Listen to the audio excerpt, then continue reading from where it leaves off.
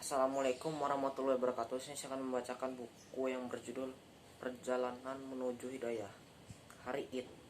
Ketika sang pemuda tengah bersukaria, bergembira dengan hasil usahanya, tiba-tiba terdengar, sang pemuda kini sedang sakit. Tiba-tiba terdengar, ia tidur semalaman setelah sebelumnya selalu terjaga. Tiba-tiba terdengar kabar, ia sudah sakit dan tak ada harapan baginya.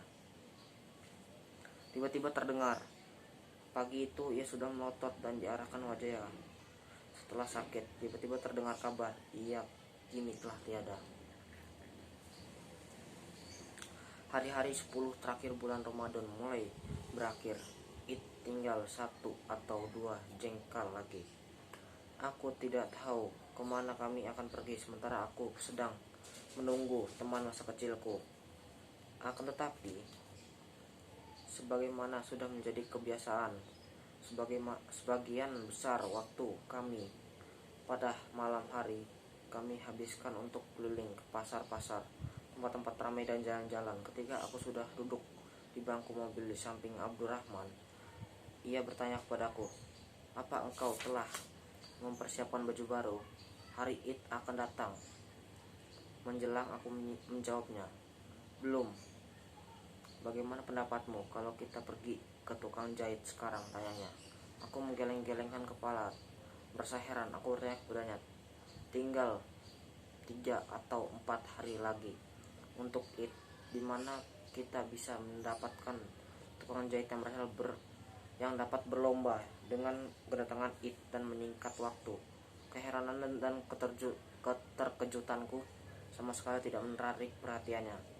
Dia membawa mobilnya dengan kencang hingga tiba di depan penjahit yang sudah dikenalnya sejak lama. Ia berkata kepada penjahit itu, "Kami ingin bergembira di hari Id dan kami ingin memakai pakaian baru." Lelaki itu tertawa dan menjawab sambil mengangkat bahunya, "Berapa hari lagi akan datang Id? Ketika tidak datang lebih awal?" Abdurrahman menjawab sambil mengibaskan tangannya penuh arti, "Akan kami tambahkan ongkosnya.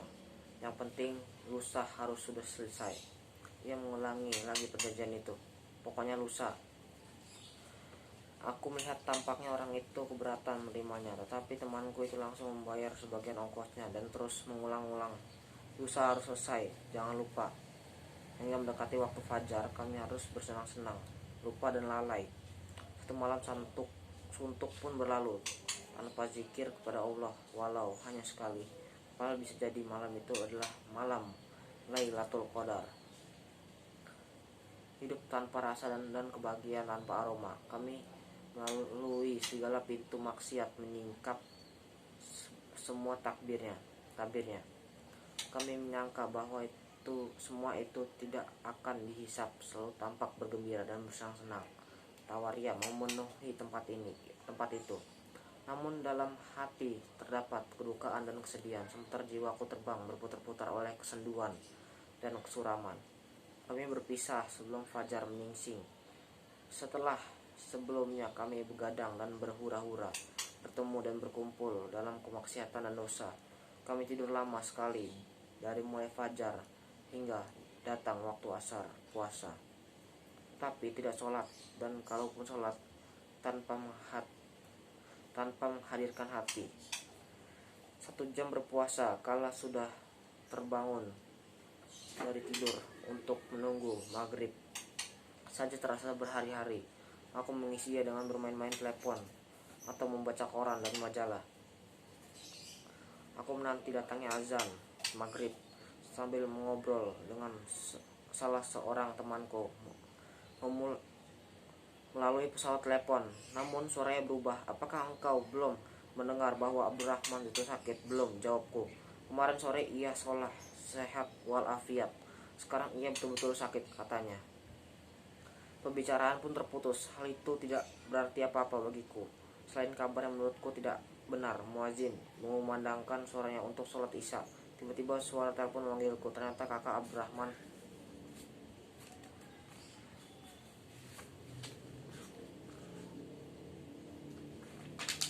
yang terbesar. Aku bertanya kepadaku diriku sendiri, apa yang diinginkan Apakah ia menanyakan aku tentang apa yang kuberbuat bersama Abdurrahman di malam itu, atau ada orang yang memberitahukan kesalahan dan kekeliruan kami? Tapi yang terdengar adalah suara yang terdengar resah dan terengah-engah. Ucapannya terputus-putus. Ia memberitahukan kepadaku bahwa Abdurrahman sudah meninggal dunia.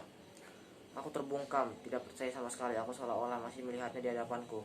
Suaranya masih terngiang di telingaku. Bagaimana ia bisa meninggal dunia? Ketika pulang ke rumah, mobilnya bertabrakan dengan mobil lain. Kemudian ia diangkut ke rumah sakit dan ruhnya melayang pada zuhur hari ini. Telingaku seolah-olah tidak mempercayai apa yang kudengar. Aku seolah-olah masih melihatnya di hadapanku. Iya, di hadapanku. Bahkan hari ini kami punya janji untuk pergi ke pasar Anu. Bahkan besok berjanjinya pakaian kami sudah akan selesai dijahit. Tetapi sore menyadarkan diriku dari ketidaksadaran, menghilangkan kealpaan yang menutupi pandanganku. Besok zuhur kami akan menyangatkannya. Beritahu teman-temanmu. Pembicaraan pun terputus. Aku akhirnya yakin bahwa kejadian itu memang nyata, bukan main-main. Hari-hari Abdurrahman memang sudah berakhir. Aku pun percaya bahwa kejadian itu benar adanya, dan bahwa kematian itu memang benar adanya, dan bahwa pertemuan kami nanti adalah di alam kubur, bukan di penjahit. Ia sudah dikenakan kain kafan, tidak sempat lagi memakai baju baru lebaran. Malam itu aku tidak bisa tidur, pikiranku kacau, kepalaku juga terasa pusing. Aku memutuskan untuk pergi ke rumah Abdurrahman untuk menyelidiki masalahnya dan memperjelas berita yang menyakitkan itu. Ketika aku mengendarai mobil, tiba-tiba ada tape recorder. Kutemukan kaset lagu. Aku segera mengeluarkannya. Terdengarlah suara Imam Al-Haram dari radio membuat semerbak tempat itu dengan khusyuan dan kemerduan suaranya. Seluruh anggota tubuhku mendengarkannya. Pendengaranku tunduk, seolah-olah dunia sudah terbalik dan hari kiamat sudah datang. Manusia sudah berubah. Aku meminggirkan mobilku dan mendengarkannya sekali lagi.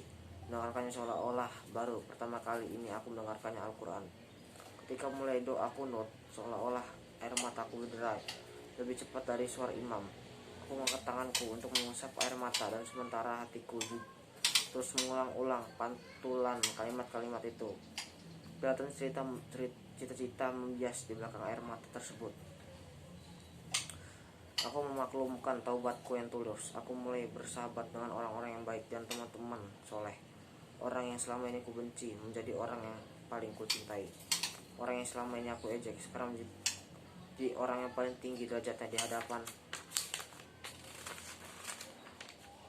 mataku. Orang yang selama ini ku hina menjadi orang yang paling mulia di sisiku. Dahulu aku sudah berada di pinggiran jurang neraka. Aku mulai melongok.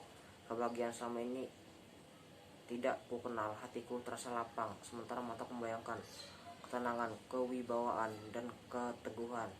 Aku datang dengan tiba-tiba ke tukang jahit itu dan langsung menanyakan pakaian baruku. Ia balik bertanya tentang Abdurrahman. Aku katakan bahwa ia sudah meninggal dunia. Ia mengulangi nama yang ditanyakannya tadi.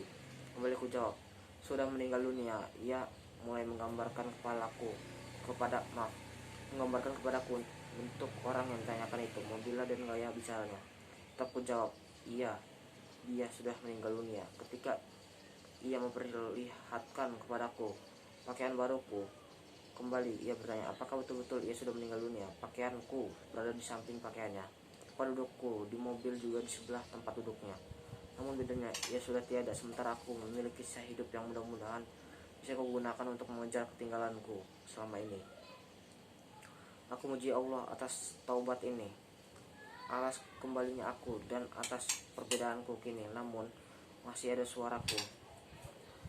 Nun jauh di sana, kedua matanya masih tertutupi.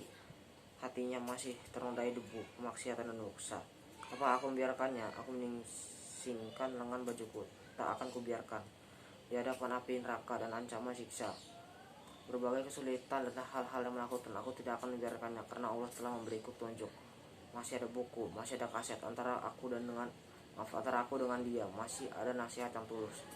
Cukup sekian yang saya bacakan. Apabila ada kesalahan dalam membaca, mohon maafkan. Saya kira wassalamualaikum warahmatullahi wabarakatuh.